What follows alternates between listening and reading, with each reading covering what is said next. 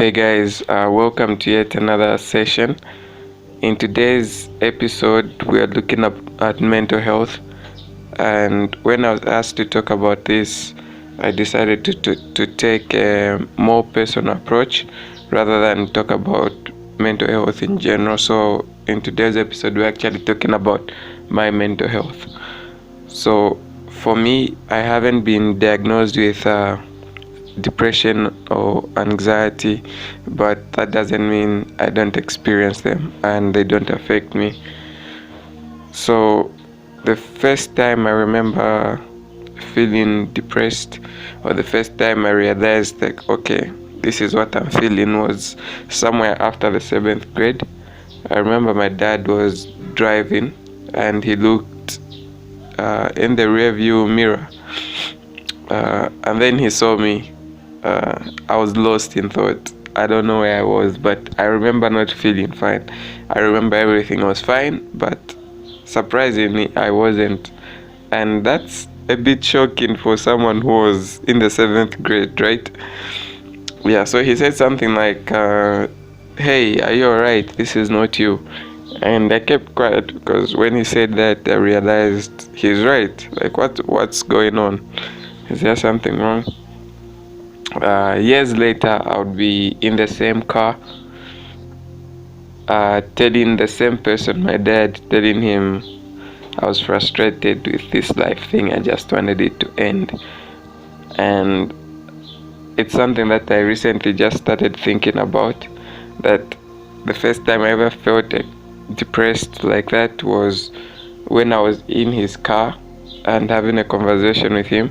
And also the first time where I felt overwhelmed and I was literally telling him I don't mind dying was also when I was with him in his car. So that's my experience with mental health, but that was not the end of it. This is life, so we all have our swings, we all have our ups and downs. These things come, depression, anxiety come. Depression can be caused by a lot of things. It can be caused by the death of a loved one. It can be caused by something that triggers it, or it can just happen, like clinical depression, where someone is diagnosed with that. So for me, there came a point where I lost my mom. At that point, the depression was back. At that point, everything was black. I don't know.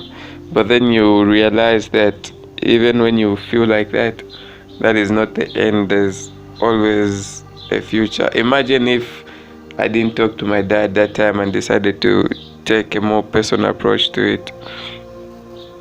One thing I'd also like to talk about is how easy depression is to hide. It's like a mask.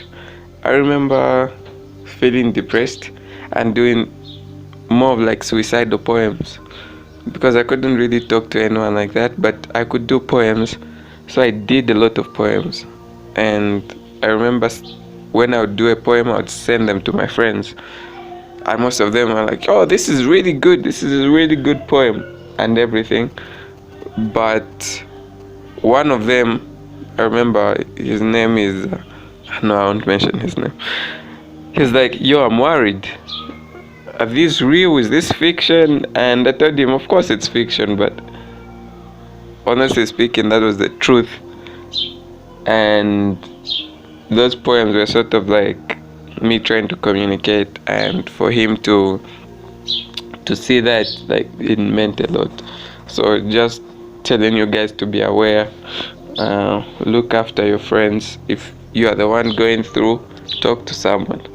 Don't do it the way I did it with the secrecy and everything. Find someone you can open up to. Surround yourself with friends, with good friends. I recently realized that I have a lot of good friends. So yeah, and when it comes to anxiety, it's a waste.